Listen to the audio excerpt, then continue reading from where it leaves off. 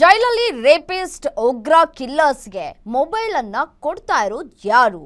ಪರಪ್ಪನಗ್ರಹಾರ ಜೈಲಿನ ರಾಜಾತಿಥ್ಯದ ವಿಡಿಯೋ ಅಸಲಿ ಸತ್ಯ ಏನ್ ಹೇಳ್ತಾ ಇದೆ? ರಾತ್ರೋರಾತ್ರಿ ದಾಳಿ ಆದ್ರೆ ಪೊಲೀಸರಿಗೆ ಸಿಕ್ಕಿದ ಮಾತ್ರ ಖಾಲಿ ಚೊಂಬು.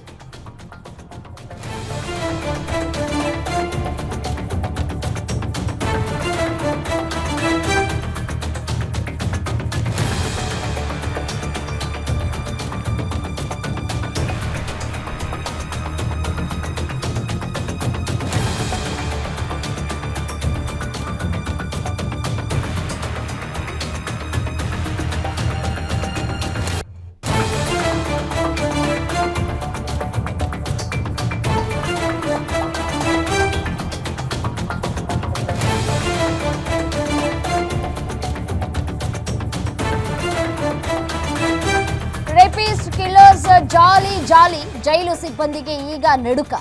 ಜೈಲಲ್ಲಿ ರೇಪಿಸ್ಟ್ ಉಗ್ರರಿಗೆ ಕಿಲ್ಲರ್ಸ್ಗಳಿಗೆ ಮೊಬೈಲ್ ಅನ್ನು ಯಾರು ಕೊಡ್ತಾ ಇದ್ದಾರೆ?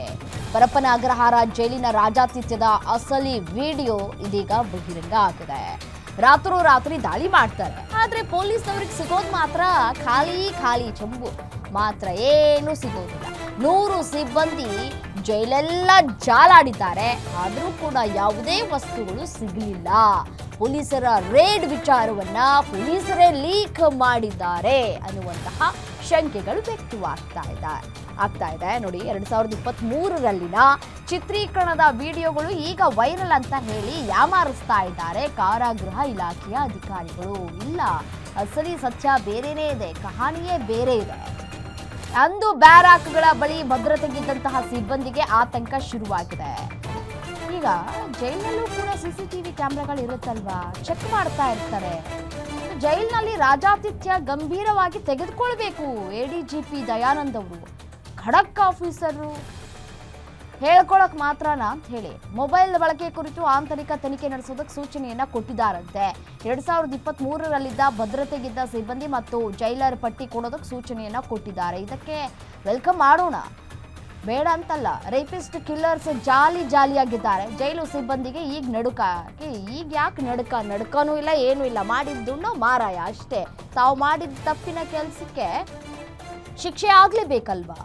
ಅವರು ಕೂಡ ಕೈದಿಗಳೇ. ಈಗ ಅವ್ರು ಜೈಲಾಧಿಕಾರಿಗಳಲ್ಲ. ಇಷ್ಟೆಲ್ಲ ಮಾಡೋದಕ್ಕೆ ಅವಕಾಶವನ್ನ ಕಲ್ಪಿಸ್ಕೊಟ್ಬಿಟ್ಟು ಇಷ್ಟೆಲ್ಲ ನೀವು ಮೊಬೈಲ್ ಯೂಸ್ ಮಾಡಿ ಪಾರ್ಟಿ ಮಾಡ್ಕೊಳ್ಳಿ, ಒಳಗಡೆ ಬರ್ತ್ಡೇ ಕೇಕ್ ಕಟ್ ಮಾಡಿ, ಆಪಲ್ ಹಾರ ಹಾಕಿಸ್ಕೊಳ್ಳಿ, ಫೋಟೋ ಪೋಸ್ ಕೊಡಿ, ವಿಡಿಯೋ ಮಾಡಿ ಸಾಮಾಜಿಕ ಜಾಲತಾಣದಲ್ಲಿ ಹರಿಬಿಡೋದಕ್ಕೆ ಮೊಬೈಲ್ಗಳು ಎಲ್ಲಿಂದ ಸಿಗ್ತಾ ಇದೆ?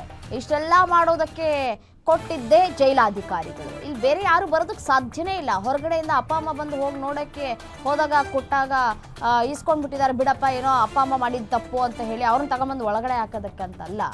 ಯಾಕೆಂದರೆ ಒಳಗಡೆ ಹೋಗಬೇಕು ಅಂತಂದರೆ ಇಂಚು ಚೆಕ್ ಮಾಡ್ತಾರೆ ಎಲ್ಲವನ್ನು ಕೂಡ.